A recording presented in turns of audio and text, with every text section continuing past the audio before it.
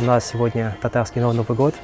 Вот. Для штаба татар этот год был интересный. Все нас ждет только замечательное. Эта вечеринка, она только подтверждает то, что самые лучшие люди, они в этом штабе. Вот. От всего штаба поздравляю всех с наступающим Новым годом.